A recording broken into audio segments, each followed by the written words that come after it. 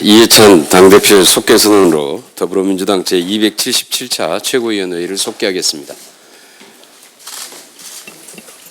제277차 최고위원회를 속개하겠습니다. 이해찬 당대표의 발언이 있겠습니다. 먼저 구조중에 순직하신 김국환 소방관님을 비롯해 재난으로 숨지신 분들의 명복을 빕니다. 8월 2일 20시 현재 6분이 돌아가셨고 8분이 지금 실종 상태에 있습니다. 아마 앞으로 피해가 더 늘어나지 않을까 걱정이 됩니다. 이번 주말 동안 곳곳에서 산사태, 침수 등 많은 피해가 발생하였고 이번 주에도 많은 비가 이어질 것으로 예보되고 있습니다. 정부 중대본과 지자체, 관계부처에서는 보다 강력한 대비태세를 갖추고 폭우로 인한 인명피해가 더 발생하지 않도록 만전을 기해 주시기 바랍니다. 당정은 폭우 피해를 최소화하고 신속한 피해 복구, 이재민들의 임시 주거시설 등 지원 대책 마련에도 총력을 기울이도록 하겠습니다.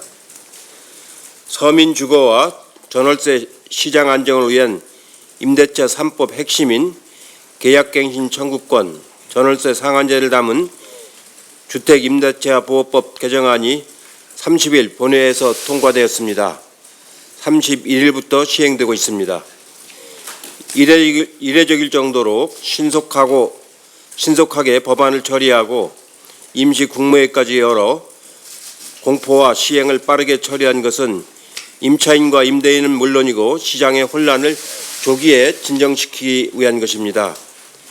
제도의 필요성은 오랫동안 논의된 것이지만 입법 처리와 시행이 전격적인 만큼 국민님께서 많이 궁금해하시고 걱정이 많으라고 생각을 합니다. 사실은 20대 국회에서 통과되어야 할 법이 매우 늦어져서 이번 21대 국회로 넘어온 것입니다. 당정은 제도 취지와 내용을 최대한 홍보하고 정부는 사례별로 상세히 정리하여 배포해 주시기 바랍니다. 아울러 임대인과 임차인 간 제도 오해에 의한 갈등도 예상되니 신속하게 대응을 해 주시기 바랍니다. 내일 7월 국회 마지막 본회의가 열리는데 임대차 3법 중에서 남은 하나인 부동산 거래 신고법과 부동산 3법, 즉 종부세법, 법인세법, 소득세법을 비롯해서 부동산 관련 법안과 민생경제 법안들이 반드시 처리되도록 하겠습니다.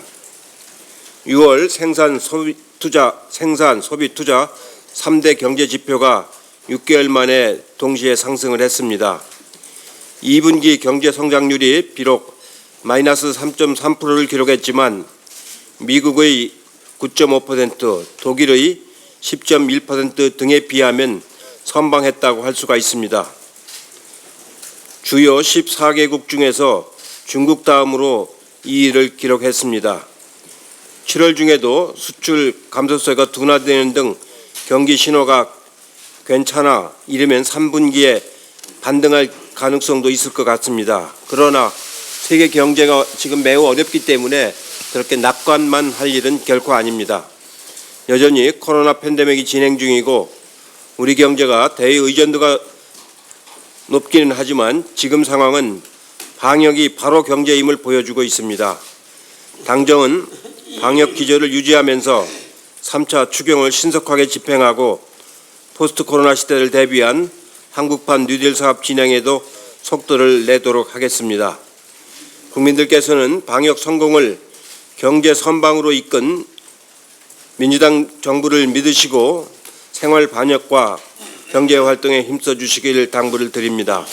특히 이제 특별 재난 지원금이 거의 소진된 단계에 왔기 때문에 그동안 2, 4분기의 소비 진작이 3, 4분기까지 계속 이어지기는 어렵지 않나 하는 생각이 합니다.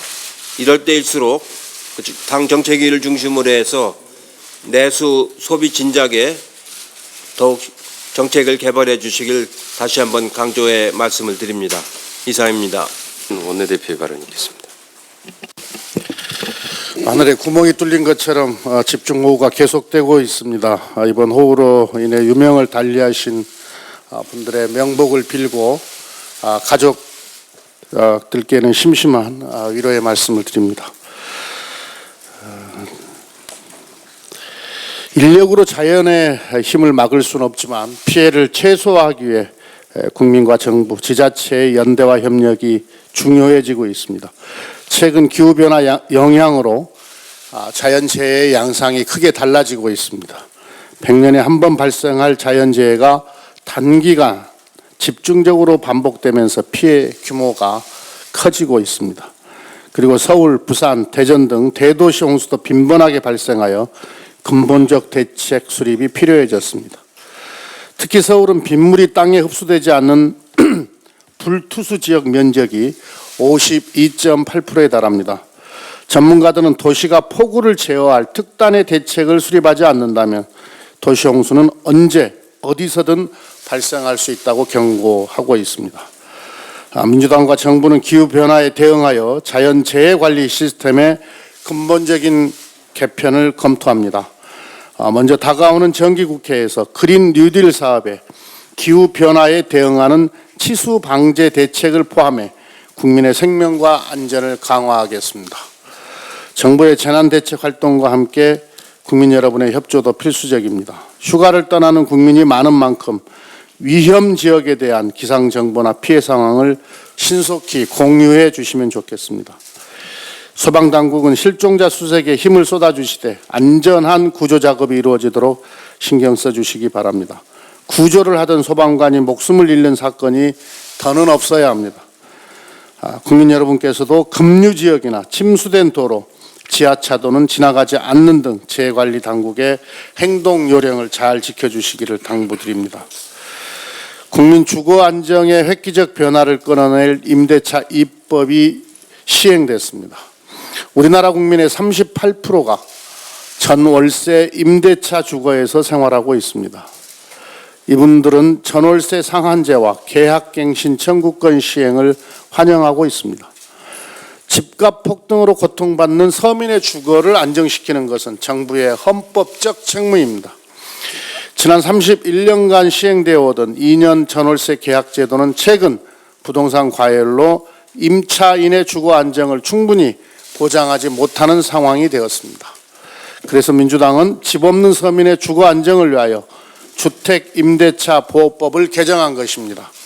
이번 임대차 입법 시행으로 임대인과 임차인 사이에 균형 잡힌 관계가 형성되어 서민 주거 안정에 기여하게 될 것입니다. 철진한 이념 공세로 부동산 정책을 흔들려는 미래통합당의 형태가 매우 유감스럽습니다. 2008년 금융위기 이후 부동산 거품 현상에 직면한 전 세계 선진국가는 투기 차단과 주거 안정을 위해 임대차 상한제, 강력한 보유세를 도입하고 있습니다. 미국, 독일, 영국, 프랑스, 호주 등 예외적인 나라가 거의 없습니다.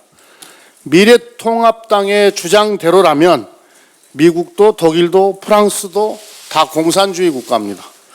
미래통합당이 공당이라면 투기 세력의 입장만 대변할 것이 아니라 서민 주거 안정을 위한 대안 제시를 우선 해야 할 것입니다.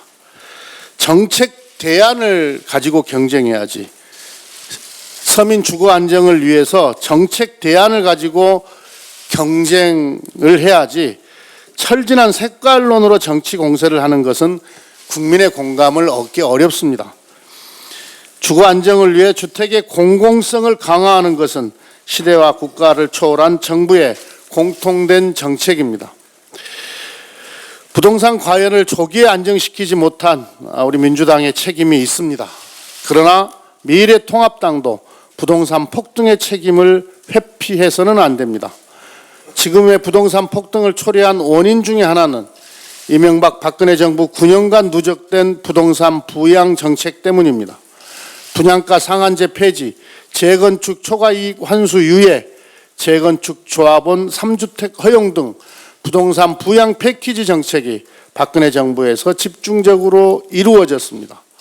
빚을 내서라도 무제한으로 부동산을 구입하고 막대한 시세 차익으로 불로소득을 올리는 부동산 공학을 만든 책임에서 미래통합당도 결코 자유로울 수가 없습니다.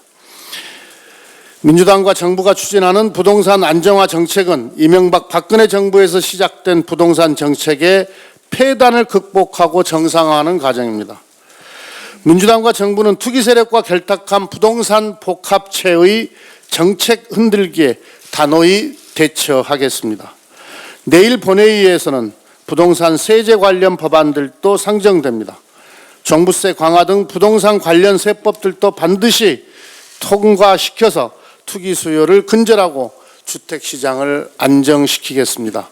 이와 함께 공급대책도 조만간 발표하겠습니다. 투기 이익은 환수하고 다주택자에게는 세금 부담을 강화하며 무주택자와 1주택자는 보호하는 민주당의 부동산 안정화 3원칙은 어떤 저항에도 흔들리지 않고 지속적으로 추진될 것입니다. 이상입니다. 박광훈 최고위원의 발언이 있겠습니다. 네, 폭우로 숨진 분들의 명복을 빕니다. 그리고 유가족분들께 위로의 말씀을 전합니다. 중앙정부와 지방자치단체는 인명과 재산 피해를 최소화하도록 노력할 것입니다. 전월세 상환제와 계약갱신 청구권 제도 도입은 임대인들께 불편을 드릴 수 있습니다. 그래서 불만을 가질 수도 있을 것입니다. 또 자가주택을 임대를 주고 세입자로 사시는 분들도 계십니다. 이분들은 불편함과 안정감을 동시에 느낄 수 있을 겁니다. 부동산 문제는 모든 국민이 당사자입니다. 간곡하게 호소드리겠습니다. 일시적으로 불편을 겪더라도 항구적으로 부동산 시장을 안정시키는 것이 우리 후손들에게 바람직한 과제입니다. 그런 점에서 전월세 상환제와 계약갱신 청구권 제도 도입은 적어도 세 가지의 의미를 갖는다고 봅니다. 주거 안전망 구축입니다. 주거 안정은 고용 안정과 마찬가지로 헌법 가치입니다. 국민이 인간다운 생활을 하기 위한 최소한의 요구 조건입니다. 국민을 위한 주거권의 개념이 국민의 삶의 중심이 이제 됐습니다. 그런 의미에서 이번 법안 통과는 주거 복지의 시작이라고 할 수 있을 것입니다. 부동산 문제는 우리 시대 최고의 모순이고 반드시 해결해야 할 우리 시대 최대 민생 개혁 과제입니다. 부동산 문제가 대한민국 사회 경제의 모든 불평등과 연결되어 있기 때문입니다. 2011년부터 2015년까지 인구주택 총조사 통계를 보면 전세와 월세에 사는 가정보다 자기 집에 사는 가정의 출생 비율이 높은 것으로 나타납니다. 2년마다 치솟는 전세값을 감당하지 못하는 현실은 굉장히 모든 국민들께 고통스러운 것입니다. 주거가 사회 경제 불평등과 저출생 문제의 중요 원인입니다. 미래통합당은 이런 사회 경제적 모순을 미래 세대에게 그대로 넘겨줄 것인지 묻겠습니다. 둘째, 주거 안전망 구축은 공정의 문제입니다. 그동안 무주택자 874만 가구는 우리 사회에서 철저하게 의뢰 위치로 살아왔습니다. 세입자가 2년마다 이사를 걱정하는 사회는 불안정할 수밖에 없습니다. 우리 경제의 도약을 가로막는 장애물이기도 합니다. 앞으로 집 없는 국민과 집 있는 국민의 관계, 집 없는 국민과 집 있는 국민의 관계가 갑과 을이 아닌 동반의 관계, 함께 사는 상생의 관계로 전환되는 큰 걸음이 될 것입니다. 셋째는 서민과 중산층의 삶의 질이 지금보다 나아질 것이라는 겁니다. 전세 계약을 하고 나서 1년이 지나서부터 다시 전세 계약을 걱정하는 게 현실입니다. 자녀의 육아와 교육, 직장 생활이 불안정할 수밖에 없습니다. 앞으로 4년 동안은 가족의 삶을 예측 가능한 범위 안에서 계획할 수 있을 것입니다. 그리고 우리 경제에도 매우 유익할 것입니다. 초등학제가 6년이고 중고등학제가 6년인 것을 감안할 때 장기적으로 계약갱신 청구권을 3+3으로 개선하는 것이 필요하다고 생각합니다. 미래통합당이 전월세 가격 폭등과 전세 대란을 선동하고 있습니다. 진정으로 서민과 중산층의 삶을 걱정한다면, 서민과 중산층의 눈물을 닦아주겠다고 생각한다면 자극적 선동을 동원해서 국민을 편가르고 국민과 정부를 이간하고 전세 시장의 혼란을 부추길 것이 아니라 임대인과 임차인 모두 선의의 피해자가 발생하지 않도록 보완 대책을 제안하고 국회에서 진지하게 논의하는 것이 책임 있는 공당의 자세일 것입니다. 민주당은 전세시장을 비롯한 주택시장 안정화를 위해서라면 무슨 일이든지 할 것입니다. 그만큼 절박하고 절실합니다. 내일 본회의에서 부동산 세제 입법도 책임 있게 처리하도록 하겠습니다. 코로나 경제 위기 속에서도 우리 경제의 생산, 소비, 투자 3대 지표가 개선됐습니다. 3대 지표의 동반 개선은 지난해 12월 이후 6달 만입니다. 여기에 광공업 생산과 서비스업 생산, 건설까지 합친 6대 지표도 모두 개선됐습니다. 특히 수출이 회복 조짐을 보이면서 제조업 수출 출하가 33년 만에 최대를 나타낸 것은 무척 고무적입니다. 추경 등 정부의 적극적인 재정 정책과 안정된 방역 대체가 일정 부분 기여했을 것으로 풀이합니다. OECD가 어제 발표한 경제 성장률을 보면 2분기 우리나라 경제 성장률이 마이너스 3.3%인데 미국, 독일 14개 나라의 평균은 마이너스 9.6%입니다. 우리 경제가 이 어두운 터널을 좀 더 빨리 빠져나갈 수 있다는 용기와 희망을 주는 내용이라고 생각합니다. 국회가 올해 어떤 일을 어떻게 얼마나 하느냐에 따라서 우리 경제가 통과하고 있는 이 터널이 짧은 터널이 될 수도 있고 긴 터널이 될 수도 있을 것입니다. 모든 것은 한국판 뉴딜에 달려 있습니다. 국회가 한국판 뉴딜의 발걸음을 재촉해야 하는 이유입니다. 입법과 정책을 통해서 선제적으로 속도감 있게 지원해야 한국판 뉴딜이 국민의 열망대로 성공할 수 있을 것입니다. 경제가 위기일수록 노동소득 분배율을 개선하는 방향이 매우 중요합니다. 어려운 상황에서도 지난 6월 1996년 이후 노동소득 분배율이 가장 높게 나타난 것 또한 매우 고무적입니다. 경제는 여전히 위기고 아직 갈 길이 멀기만 합니다. 국회가 고용안전망, 사회안전망, 주거안전망을 강화하는 데 역량을 집중해야 할 것입니다. 미래통합당도 이런 부분을 함께 인식하고 적극적으로 협조해 줄 것을 요청합니다. 이상입니다. 네, 그러면 김혜영 최고위원의 발언 듣겠습니다. 21대 국회를 시작하면서 협치를 당부하는 바람이 많았습니다. 국회에서 여야 협치가 중요한 것은 우리 사회의 갈등을 좀 더 효과적으로 조정할 수 있기 때문입니다. 특히 정치 양극화가 심해지고 있는 시대적 상황에서 협치를 위한 정치인들의 용기가 그 어느 때보다 필요하다고 생각합니다.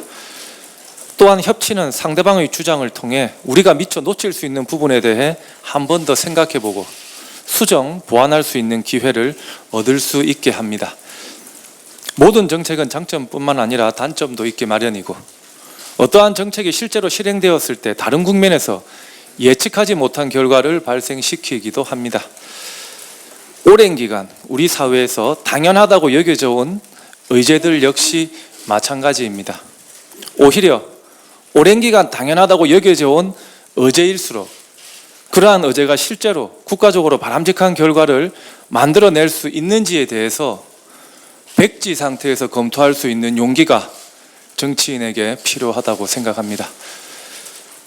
의회 민주주의의 구성요소인 다수결의 원칙은 토론과 설득을 전제로 합니다.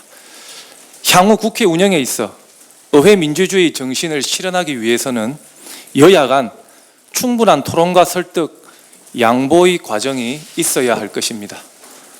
다수결은 최후의 수단이 되어야 합니다. 미래통합당에서도 대안 없는 반대보다는 문제 해결을 위해 상임위 단계에서부터 충실하게 토론에 임해 주시기를 당부드립니다. 협치를 위해서는 내 말만, 우리 말만 맞다고 하는 태도를 가장 경계해야 합니다. 내 말이, 우리 말이 혹시 틀릴 수도 있다는 사실을 마음 한켠에 둘 때 비로소 상대방의 주장을 경청할 수 있을 것입니다. 대한민국 국민 모두와 미래 세대를 위해 국회에서의 협치 문화를 만들어 가야 할 것입니다. 이상입니다. 민순 최고위원의 발언 있겠습니다. 네, 일본 전범기업의 한국 내 자산을 현금화하여 강제징용 피해자에게 배상하라는 우리나라 법원의 결정이 내일부터 효력이 발생합니다. 이와 관련해서 일본 정부가 추가 보복 조치를 검토하고 있다고 합니다. 일본 언론의 보도에 따르면 일본 아베 정부는 추가 보복 조치로 관세 인상과 송금 중단, 금융 제재, 비자 발급 제한, 일본 내 한국 자산 압류 등을 검토하고 있다고 합니다. 일본이 강제징용 배상 판결에 추가 보복 조치를 한다면 비이성적인 경제 침략 행위로 어떠한 명분으로도 정당화될 수 없으며 한일 관계를 최악의 상황으로 내몰아 양국의 경제와 국민 모두에게 고스란히 피해를 안겨줄 것이 강력히 반대합니다. 만약 일본이 추가 보복을 한다면 우리 정부와 국민 모두 보다 강력하게 대응해야 할 것입니다. 일제 강제동원 피해자 대리인단은 어제 일본 제철 측에서 판결 이행 방식 등에 관한 협의를 요청한다면 응할 의사가 있다고 밝히고 한 국가의 최고법원 확정 판결에 따라 해당 국가 법원에서 진행되는 적법하고 정당한 집행 절차에 대해서 다른 국가가 보복을 하는 것은 위법할 뿐만 아니라 비이성적이라면서 현금화 절차가 진행되는 것을 빌미로 한 보복 조치를 자제해 줄 것을 일본 정부에 촉구했습니다. 일본 정부와 전범기업은 우리나라 대법원의 일제 강제징용 피해자에 대한 배상 판결 이행에 적극적으로 임해야 마땅하며 한국에 대한 비이성적인 수출 규제, 경제 보복 조치를 철회해야 한다는 점을 다시 한번 촉구합니다. 미래통합당이 주택임대차 보호법 시행에 대해 공산주의 부동산 정책, 의도적인 국민 편가르기라고 주장하는 것은 어불성설입니다.